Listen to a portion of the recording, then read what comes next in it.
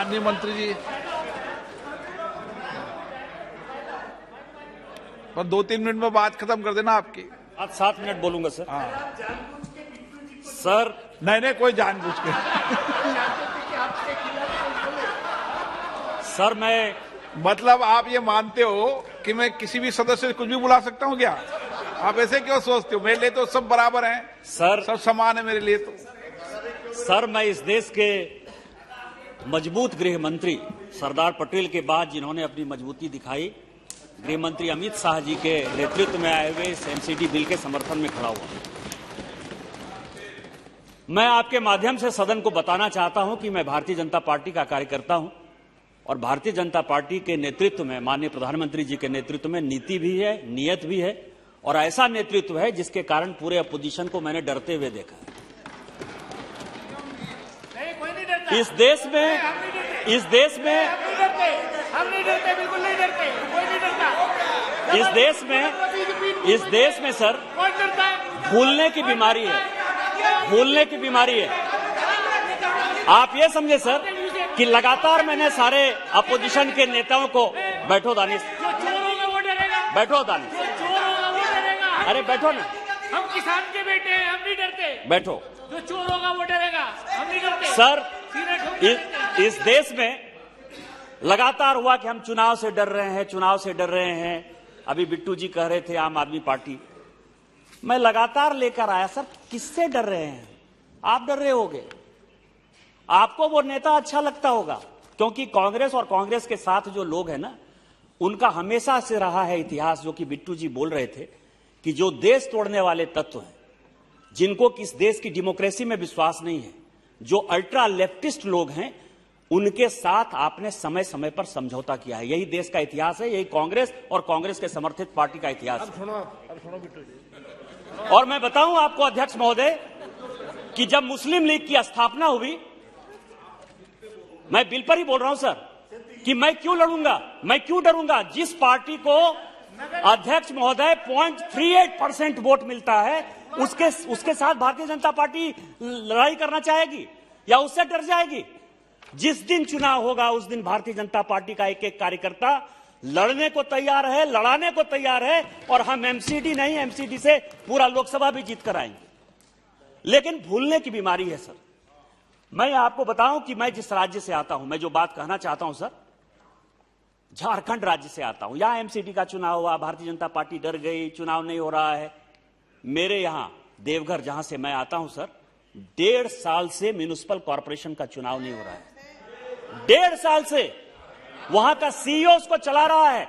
आप मुझे अपनी नीति दिखाते हो, आप स्थिति दिखाते हो, आप म्युनिसिपैलिटी की बात करते हो, आप रिजर्वेशन की बात करते हो। यहां जम्मू कश्मीर की बहुत बात हुई सर, आप कहते हो कॉन्स्टिट्यूशन एकदम पूरा खतरे में आ गया। ठीक है, कॉन्स्टिट्यूशन खतरे में आ गया।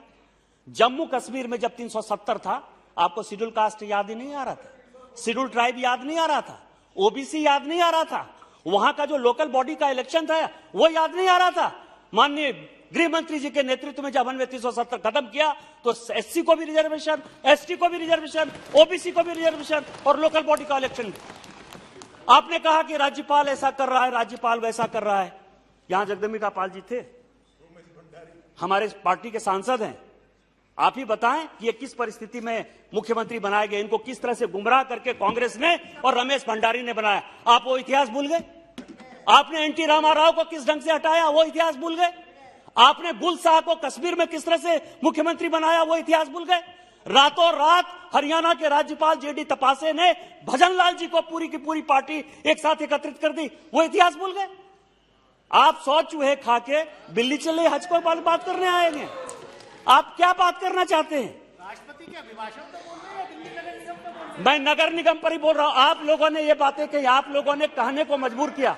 हम भारतीय जनता पार्टी के कार्यकर्ता हैं और हम इस देश की बात करते हैं, नेतृत्व की बात करते हैं। आप ये बताएं सर कि आज जो इस देश का माहौल है, इन लोगों ने कुछ नहीं देखा दिल्ली में सर। मैं एक ऐसा लड़का हूं जो शुरू हुआ टैगोर गार्डन से, हकीकत नगर में रहा, दिल्ली विश्वविद्यालय में रहा, वो महिपालपुर में रहा, सैनिक फार्म जैसी एक अनऑथराइज्ड कॉलोनी में भी रहा सर। और आज जो है भारतीय जनता पार्टी की कृपा से आज ये ल्यूटेन दिल्ली में रह रहा है। कभी आपने देखा है हकीकत नगर की स्थिति क्या है, वसुंधरा इनक्लेव की स्थिति क्या है, सैनिक फार्म की स्थिति क्या है? आप लोगों ने देखा है बिजली नहीं आती है, सड़क नहीं है, सीवर नहीं है, और आप जो है अल्ट्रा लेफ्टिस्ट पार्टी के नाम पर एक नोशन क्रिएट किए हुए हैं।